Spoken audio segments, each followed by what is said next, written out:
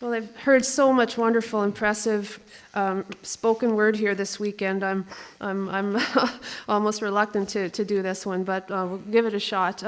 It's from It's Hard Being Queen, the Dusty Springfield Poems, and as you all probably know, Dusty Springfield was a British singer who did spend some years in the States before returning to England, and who was known for songs, hits such as Son of a Preacher Man, which was probably in the top 10 when I was riding my bicycle, up to the Varney Pond to have a swim.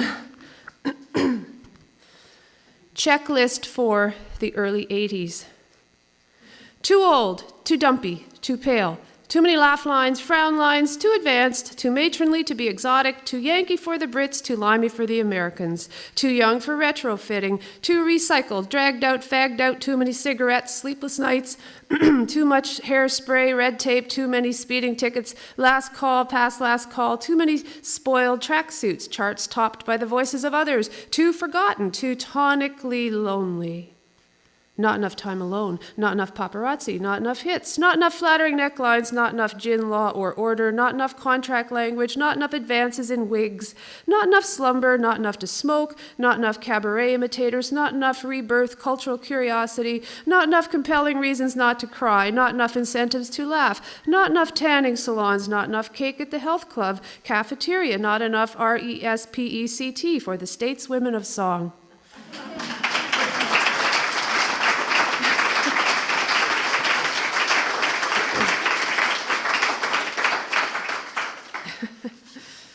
Thank you. I always am terrified I'm going to spell RESPECT wrong.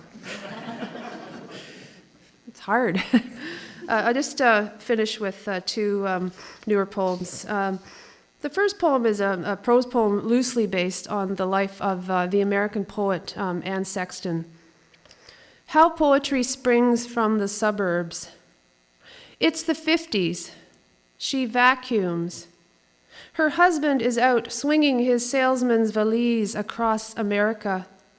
How long he's gone depends on how bad people want engines to stiffen water into cubes. It's a terse decade. She strokes to the TV's drone, part of her wishing the electric lungs she lugs would inhale the whole house, her too. To raise the stakes a bit, she topples an ashtray. A man in spectacles talks on Channel 3. He's from the university, obvious from the black wall, the chalk squiggled there, the Western Hemisphere dangling, mapped above his head. She shuts off the vacuum.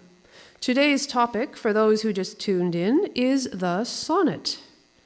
He doesn't have a rabbit or a hat or white cloth. His act needs only a stub of yellow chalk. He writes on the blackboard like gangbusters, ciphers and doodles, and leaves her to marvel. She drops the nozzle on her bare foot. I can do that, she tells the televised wizard. And she does, taking no note of her bruised foot where an enormous blue gardenia now blooms. She writes and writes. When her husband returns at last, real gardenias fill their bed. They get in his way. He is a bastard to complain about beauty, she thinks.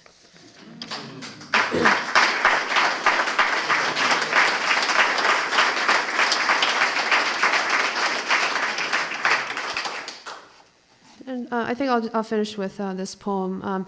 There was an English poet named John Clare in the early 19th century, and he was kind of a farmer poet, a rural poet, really concerned with land preservation and such things. And he was an interesting figure because he eventually went quite mad and was in and out of institutions throughout his life. And he used to tell people he was Lord Byron and things like that. And he'd escape and be caught. And then he'd tell people he was Shakespeare or that he was a better poet than Shakespeare. So he was quite a character. So I'll finish with this poem. The day John Clare fell in love, 1818. He first saw her from afar, tramping across the field, a kind of moving statue, a girl heavy in good places. He shinnied up a pollarded tree to mark her shape and direction. He'd fallen from trees before. This time, despite the ale, he hung on. Even from a distance, he knew she'd look fine milking cows.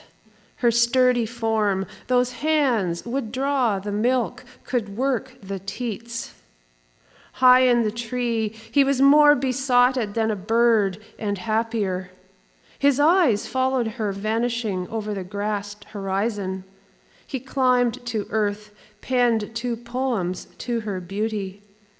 Anyone in love will recognize this, the heart's highest moment, this ledge of clock before the beloved's mouth opens and awry things go and go until the end of time. But there'd be buckets to fill with wildflowers, the greensward to harvest before that befell them, her name to discover. Could she love a lime burner? Like any decent girl, she'd send him away, but he'd return. Until then, in his choking shifts at the kiln, she'd cross that pasture in his mind 1,000 times, and what he began to think was, she walked like someone who could read. Thanks for listening.